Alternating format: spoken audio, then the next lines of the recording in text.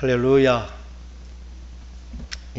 오늘 주신 말씀은 데살로니가 성도들이 궁금하게 여겼던 어쩌할까 하는 그러한 문제에 대해서 아주 중요한 답을 주시고 있는데, 이 질문은 데살로니가 성도들뿐만 아니라 정말 마지막 때라고 여겨지는 이 시대를 사는 우리들에게도 또 너무나 절박한 질문이기도 합니다. 이제 마지막 때 주님이 재림하실 것이라는 것이 우리 모두의 아주 중요한 문제입니다.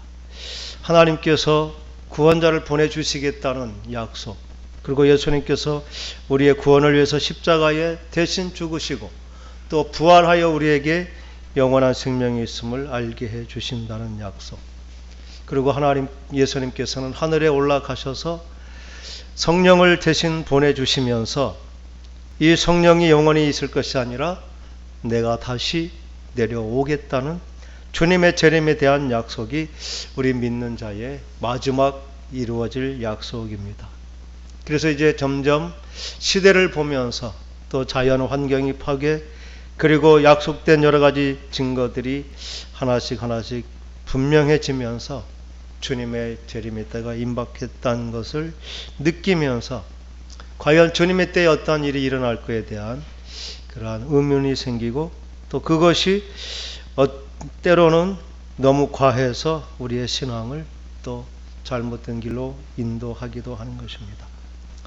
아마 이 데살로니가 성도들의 그 질문은 우리가 생각하는 것보다 더 실제적이고 구체적인 것입니다. 오늘 13절에 형제들아 자는 자들에 관하여, 이 잔다는 것은 이 땅에서 이제 죽은 것을 의미합니다. 그렇지만 우리는 하나님 앞에서 영원한 생명이 있기 때문에 그걸 죽은 것이라 말하지 않고 이 땅에 잠을 자지만 마치 우리가 잠을 자고 아침에 눈을 뜨는 것처럼 자연스럽게 하나님과 함께 영원히 생명에서 살기에 우리는 자는 자들이라 이렇게 말합니다.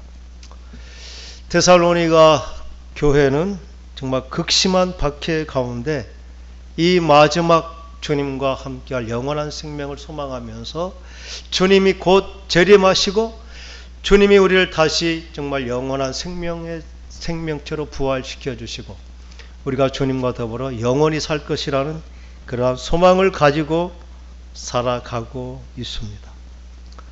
그런데 주님의 재림은 생각보다 더디 일어나고, 정말 주님의 재림을 고대했던 형제들 중에 한 사람, 두 사람 죽음을 보게 되는 것입니다. 그들이 주님 안에서 죽은 자들이 부활이 있음을 알고 있으면서도 과연 죽은 그들, 우리는 살아서 주님을 볼 기대를 갖고 있는데 이미 죽어버린 그들은 어떻게 부활을 볼 것인가 하는 그러한 염려가 있는 것입니다. 아마 사도 바울 역시 오늘 이렇게 말씀하시면서 17절에 그 후에 우리 살아남은 자들도 그들과 함께 구름 속으로 올려 공중에서 주를 영접하게 하시리라. 우리 살아있는 이 말 속에는 우리는 살아서 주님의 재림을 볼 것이라는 확신이 있었던 것입니다. 사도 바울이 예수님이 부활하신 후에 30년 후에 이 기록을 하고 있는 것입니다. 그때는 예수님께서 곧 오시리라 이렇게 약속했기 때문에 아마 대부분의 성도들은 우리 생전에 주님의 재림을 볼 것이다, 그런 기대를 가지고 있었습니다. 그래서 사도 바울 역시 이제 결혼하는 것보다 결혼하지 않은 사람은 그냥 주님의 재림을 기다리는 것이 더 좋겠다고 할 만큼 너무나 재림이라는 것은 곧 일어날 일이고, 아니 우리 시대에 볼 일이다, 이렇게 사도 바울마저도 생각했던. 그래서 예수님의 재림은 이렇게 오랜 시간이 걸릴 것이라는 생각을 갖지 못했습니다. 여기에서 우리의 생각과 하나님의 생각이 다름을 보게 됩니다. 우리는 곧 주님의 재림할 것, 그래서 이 고통의 시간, 절망의 시간, 정말 이 환난의 시간이 끝나기를 바라는 간절함이 초대교회 성도들에게는 있었습니다. 근데 우리는 그러한 극심한 환난, 예수 믿는 것 때문에 생명을 내놔야 되는 그러한 일이 없기 때문에 주님의 재림이 그렇게 간절하지는 않는 것입니다. 그런데 초대교회는 예수 믿는 것 때문에 핍박을 받는 것은 너무나 당연한 것이고 때로는 목숨을 내려놔야 되는, 그래서 생명으로만 지킬 수 있는 그러한 믿음을 견뎌야 했던 그들에게는 이 주님의 재림만이 유일한 희망이었던 그러한 시대에, 또 그래서 초대교회 성도들은 이 시간이 그렇게 길지 않고 주님이 우리의 고통을 보시고 곧 오실 것이라고 여겼던 그러한 절박한 믿음의 시간들이 있었던 것입니다. 그러나 주님의 계획은 그들의 아픔은 볼 때 정말 하루가 천년 같은 이 시간이 언제면 지나갈까 하는 그러한 안타까움이 있었지만, 또 아직 하나님을 알지 못하고 여전히 죄악 가운데 있는 구원받아야 될 한 영혼 한 영혼들을 보실 때 또 정말 천년이 지났지만 마치 하루를 기다린 것처럼 기다려 주시는 이 하나님의 헤아릴 수 없는 하나님의 시간이 동시에 있는 것입니다. 그래서 아마 지금도 우리는 이 주님의 재림이 그렇게 절박하지 않습니다. 대부분의 많은 사람들은 주님이 천천히 오셨으면 좋겠다고, 지금을 즐기고 더 있다가 주님이 오셨으면 하는 그러한 솔직한 마음도 있는 것이 지금 우리들의 신앙의 모습인지도 모릅니다.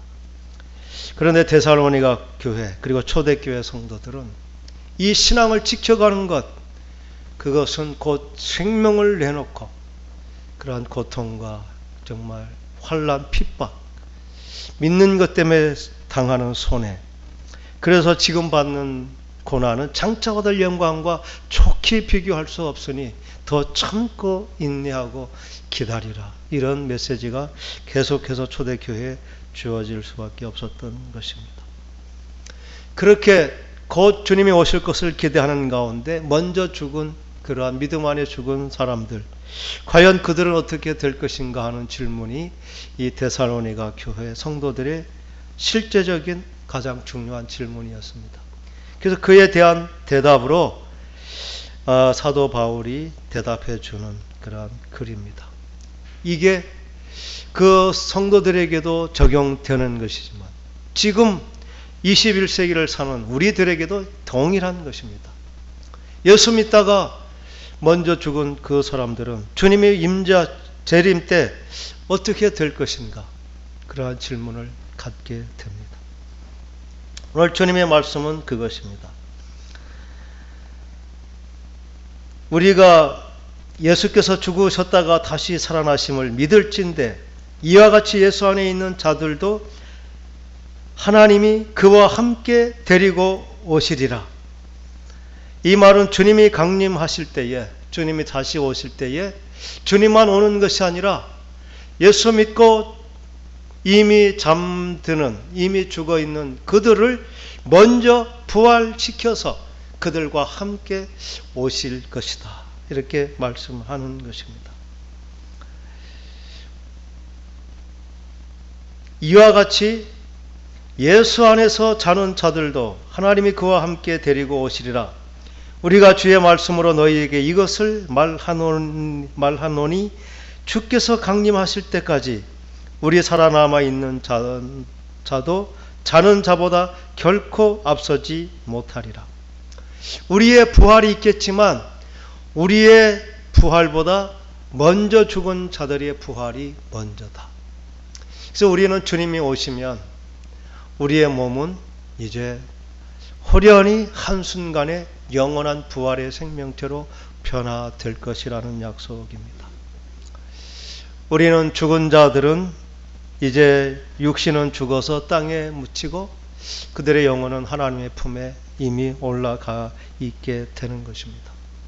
그러나 주님이 강림하실 때는 그냥 육체는 따로 있고 영혼은 따로 있는 상태가 아니라 하나님께서 죽은 그들을 부활시켜서 그들의 육체와 함께 주님이 부활의 생명체로 그들을 먼저 살리시고 그들과 함께 주님께서 이 땅에 재림하시고 이 땅에 살아남아 있는 자들이 죽음을 보지 않은 그들에게도 하나님의 생명체로 예수님이 부활하신 그 모습 그대로 우리도 변화될 것이라는, 부활할 것이라는 말씀을 분명히 해 주시고 있습니다.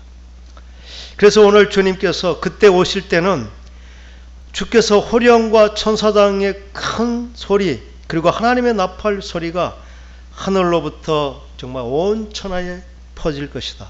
하나님의 나팔 소리가 온 세상에 퍼지고 그때에 믿는 자들을 공중에서 끌어올리고 주를 영접하게 할 것이다. 이 말씀을 근거로 우리가 휴거될 것이라 공중에 들림받아서 공중 혼인이라는 그런 신학적인 사상이 생겨났습니다. 이것은 마지막 때 한 번 있을 마지막 심판 때를 말씀하고 있는 것인데, 여기 17절에 그 후에 우리 살아남아 있는 자들도, 아마 이 말씀을 듣는 우리들은 이 살아남아 있는 자들 안에 들어가지 못할 게 분명합니다. 사도 바울도 살아남은 자들에게 속할 줄로 알았습니다. 그때가 곧 올 것이라 생각했기 때문입니다. 그런데 아마 지금 우리 시대는 우리가 생명이 있을 때 주님의 재림을 보지 못할 것입니다. 지금 과학자들도 2050년이면 지구가 멸망하게 될, 환경이 파괴될 것이라는 그런 예언을 하고 있습니다. 아마 우리들 대부분은 그 2050년까지 살지 못할 것입니다. 아마 그 후에 오시게 될지도 모릅니다. 그러니까 주님의 말씀은 분명합니다. 베드로 사도의 말이면 마지막 그때에 마치 불이 모든 것을 뜨거운 불에 그 체질이 녹아지는 것처럼 정말 불로 태워질 것 같은 그러한 변화, 그게 이 땅 가운데 있을 것이라. 그래서 왜 주님께서 공중으로 우리를 들어 올리실까? 어쩌면 주님이 재림하실 그때 지구상에는 더 이상 생명이 존재할 수 없는 그러한 변화의 상태가 될지도 모를 것입니다. 분명히 주님께서 우리를 하나님의 특별한 장소로 우리를 끌어올리시고 그곳에서 우리로 하여금 부활을 보게 하는, 이게 주님께서 분명하게 선언하신 우리의 마지막 모습이 될 것입니다. 근데 저는 분명하게 단언할 수 있습니다. 우리들은 부활, 주님의 재림이 그때에 살아있는 채로 주님을 보지 못할 것입니다. 우리는 이미 주님의 부르심 안에 자게 되고 주님께서 우리를 생명체로 부활시켜 주시고 주님의 재림하실 그때 우리는 주님과 함께 오는 무리 안에 그 중에 우리가 있게 될 것입니다. 그것이 분명하게 확실하면서도 우리가 예측할 수 있는 일입니다. 그러나 그때는 아무도 모른다고 했지만, 제가 단언한다고 말했지만 그것은 정답은 아닙니다. 내일 오실 수도 있기 때문이기도 합니다. 그런데 그때는 분명히 나타나는 것입니다.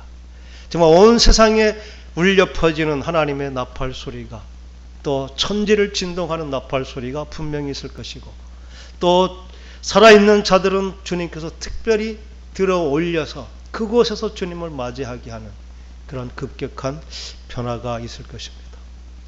그런데 이것이 우리가 전에 들었던 정말 공중 휴거, 그리고 7년 이 땅의 지상에서 대환란, 그리고 그 후에 주님의 재림하는 그러한 재림을 말하는 것이 결코 아닙니다.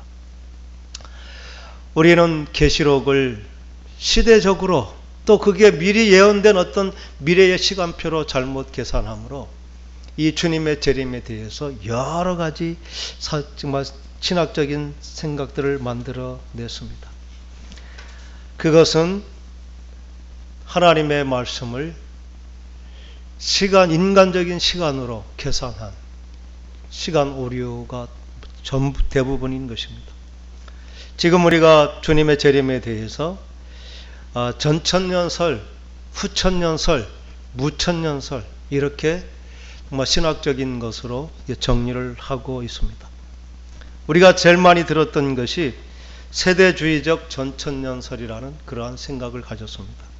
하나님께서 창조하시고 또 구약 시대가 있었고 예수 그리스도께서 이 땅에 몸을 입고 오셨고 또 죽으시고 부활하심으로 그때부터 이제 일곱 교회, 계시록에 말하는 일곱 금초대, 또 일곱 교회의 시대, 그 시대가 끝나면 이제 오늘 주신 말씀처럼 하나님께서 성도들을 공중으로 끌어올리시고 그리스도께서 재림하시고 거기에서 공중 혼인잔치가 있고 땅에는 7년 대환란의 시대가 거치고 7년 환란이 끝나면 이제 천년 왕국이 시작될 것이다. 이것이 세대주의적 전천년설의 뼈대입니다. 이 근거는 요한계시록을 근거하고 있습니다. 그 시대를 시간으로 계산하면서 시대 구분으로 구약시대 또 이제 예수님 신약시대, 성령시대, 교회시대 이렇게 시대별로 성경을 요약해서 시간을 맞추다 보니까 그러한 계산이 나왔습니다. 그러나 주님이 말씀하신 그러한 오늘 주신 주님이 마지막 임하실 그때는 그 전천년 7년 대환란 전에 임하신다는 그러한 얘기가 아닙니다. 주님이 임하시면 한 번 임하실 것입니다. 주님을 믿고 잠자는 자는 주님께서 오실 때 먼저 그들로 하여금 부활의 몸을 입게 하시고 그들을 데리고 오시겠다는 그 말씀 그대로 오실 것입니다.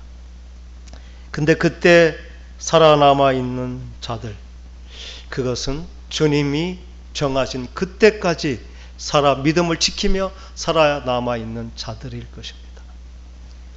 우리는 분명히 사도 바울처럼 곧 오실 것이다. 내가 살아있을 때 사도 바울은 분명히 그것을 확신하고 있었던 것입니다. 저는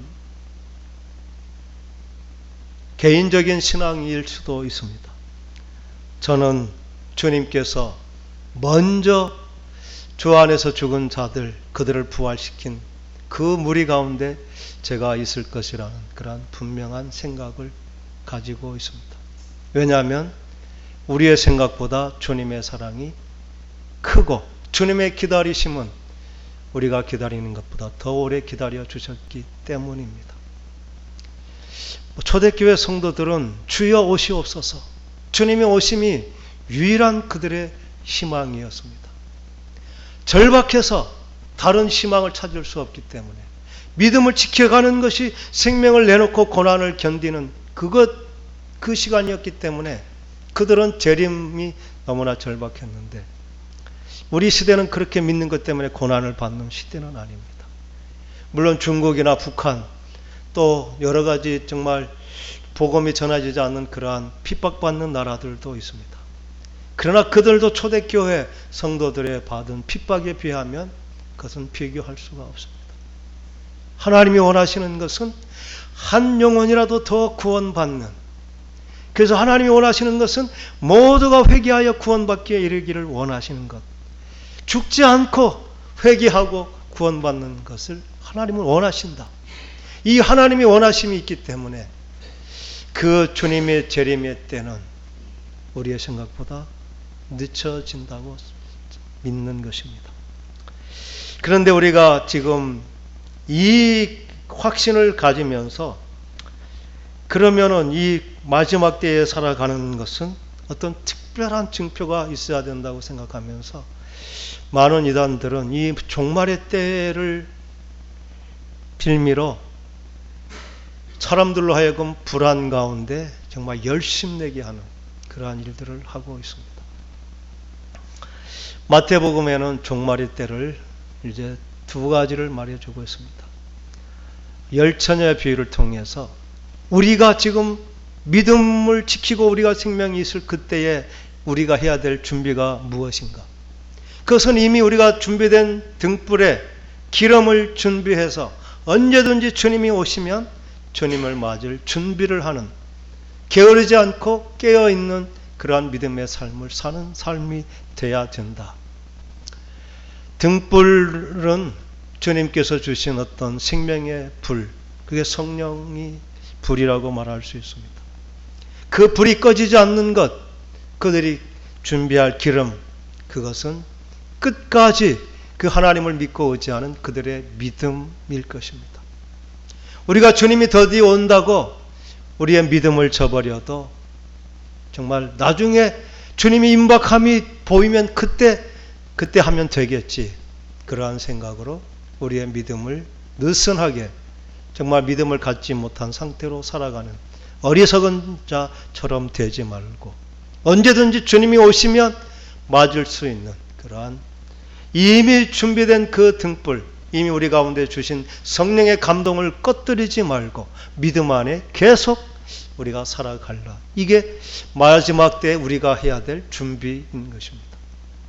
그 주님은 마태복음 25장에 동일한 그 마지막 때를 살아가는 우리들에게 달란트 비유를 통해 우리에게 주신 재능을 최선을 다해서 남겨서 우리의 인생으로 하여금 하나님 앞에 자랑할 것이 있는 인생이 되는 것이다.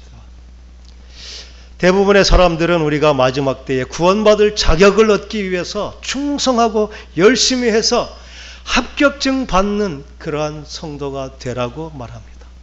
그게 아닙니다. 우리가 이미 구원을 받았으니 이 땅에 주신 하나님의 기회와 시간, 그런 것들을 통해서 하나님 앞에 설 때에 부끄러움이 없는 자랑할 것이 있는 상급받는 인생을 사는 것, 그게 종말을 사는 우리들의 모습이지, 마치 우리가 구원받을 자격이 있나 없나 그것 염려하면서 정말 구원받지 못할까 두려움 가운데 떠는 자 되라는 것이 결코 아닙니다. 부끄러운 구원이 무엇일까요? 불 가운데 구원을 받을 것이라 이렇게 표현하면서 어떤 사람은 목욕탕에 불이 났는데 정말 그 안에서 구원받은 사람의 모습이 부끄러운 모습이다 이렇게 비유하기도 합니다. 먹지스러운 부분이 많이 있겠지만 맞는 것은 구원은 받았대 부끄럽다는 것 한 가지만 맞을 것입니다.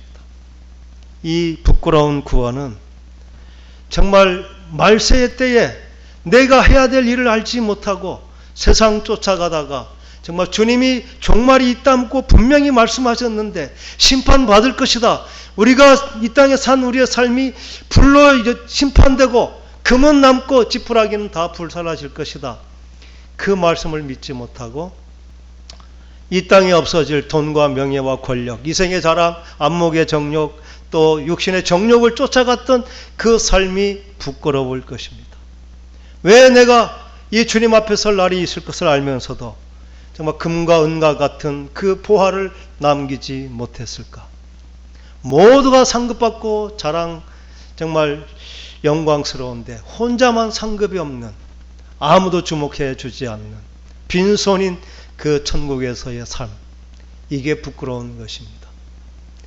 오늘 마지막 때에 우리의 구원의 자격을 위해서 노력하는 것이 아닙니다. 이미 구원을 주셨는데 우리의 주신 모든 기회는 반드시 주님의 그 심판대 앞에 설 날이 있다는 것을 분명히 믿고 그 정말 주님의 심판대 앞에 설 우리의 삶의 목표를 향해서 흔들림 없이 걸어가는 것.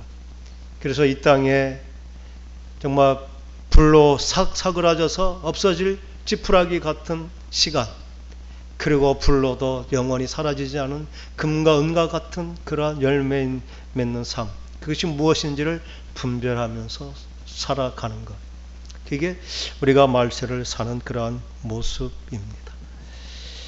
지금 우리 가운데 다미선교회 또 여러 가지 정말 이 말세 이 계시록을 통해서 정말 주님이 재림하실 때가 되어서 특별히 재림을 준비해야 된다는 그러한 사람들의 시도가 이때부터 있었고 계속해 있어 왔습니다. 그러나 그들의 모든 시도는 계시록을 자기들의 생각대로 하나님의 계시를 받았다. 계시록은 닫혀있는 책이 아닙니다. 이미 요한을 통해 열려서 보여주셨고 누구든지 그것을 통해 보고 알 수 있는, 계시라는 것은 여러 뚜껑을 열다 보여주다는 그러한 뜻입니다. 말세에 일어날 일이 특별히 어떤 사람만 보게 되는 것이 아니라 깨어있는 사람은 모두가 보게 된 것입니다. 그래서 계시록을 마치 비밀의 책으로 하나님의 특별히 계시를 준 자만 풀이할 수 있다. 그게 한국 교회에 있는 지금 큰 이단 중에 신천지가 바로 그러한 것을 말합니다. 신천지는 특별한 비밀 집단입니다. 아무나 그 예배에 들어가지 못합니다. 그 예배에 들어가기 위해서는 복음방이라는 곳에서 비유풀이 또 센터에서 12주간 월화목금 하루 5시간 성경 공부를 통해서 비유풀이라는 그러한 정말 세뇌 교육을 통해서 그 안경으로 성경을 보게 될 때 비로소 정말 신천지에 말하는 계시록의 풀이가 그대로 믿어지는, 그래서 그런 사람들만 자격을 가지고 신천지 예배는 아무나 못 드립니다. 그 신천지 교인이라는 그 명찰을 갖고 지문을 찍어야만 들어가서 예배 드릴 수 있습니다. 일반인이 들어가서 예배 드리면 도저히 그들의 말이 비성경적이고 잘못된 것이기 때문에 예배가 되지 않습니다. 근데 거기는 특별히 마련된 비유풀이라는 안경을 낀 사람들만 모여서 마치 이만희가 보혜사고 그가 이긴 자고 그가 인을 쳐주는 자고 마지막 재림의 주로 그들만 이제 14만 4천 구원받은 사람 됐다고 이렇게 믿는, 그 계시록을 잘못 풀이했기 때문인 것입니다. 주님의 때는 그렇게 준비되는 것이 아닙니다. 예수 그리스도 그분이 나의 주님이 되심으로 우리는 구원의 완전한 자격을 가진 것입니다. 그럼에도 우리가 심판이 분명히 있습니다. 그것을 생명으로 믿고 그렇게 믿고 의지하면서 정말 값진 천국의 열매를 맺는 인생이 되는지, 등이 준비되었지만 그 믿음을 준비하지 못해서 정말 주님이 오실 때 그 정말 축복 그 상급을 잃어버리는, 구원은 받았지만 참 부끄러운 그런 구원에 이르는 그런 사람이 되는 것, 이것을 우리는 분명히 나의 신앙은 어디에 있는지를 분명히 봐야 될 것입니다. 우리는 여러 가지 그 주님이 오실 마지막 때, 전천년설이라는 것은 이제 천년 왕국 전에 주님께서 오신다는 것입니다. 후천년설은 이제 천년 왕국이 다 된 후에 그때 주님의 재림하신다는 것입니다. 대부분의 많은 사람들은 이 주님이 천년 왕국 전에 임하시고 주님이 천년 왕국을 이렇게 다스려 주실 것으로 믿었습니다. 그런데 이제 또 많은 진보적인, 그리고 또 과학적으로 또 역사적으로 많이 이제 발달했다고 하는 사람들은 후천년설, 이제 사회가 점점 좋아지면서 모든 것이 정말 천국처럼 되고 그 다음에 주님이 오실 것이다. 후천년설은 이 시대가 점점 그리스도로 복음으로 새로워져서 주님이 오실 때쯤 되면 이 땅이 지상 천국이 될 것이라는 그러한 꿈을 가졌습니다. 그러나 1, 2차 대전을 경험하면서 과학 문명 지식이 발달할수록 점점 악하고 타락할 것이라는 생각을 하면서 이 후천년의 그 꿈을 깨게 되는 것이죠. 주님은 이렇게 전천년 후천년 이런 것이 아닙니다. 오늘 주님의 약속대로 주님이 오셔서 공중 혼인 있고 이 땅에 7년 환란이 있다는 것은 분명히 계시록에서 세대주의적으로 잘못 그렇게 해석된 것입니다. 이 세대주의적인 해석이 바로 신천지의 해석의 원리입니다. 그것은 신천지 이만희가 하나님께 받아 한 계시가 아닙니다. 한국교회의 이단의 계보 박태선, 그분은 정말 신실한 하나님의 종이었습니다.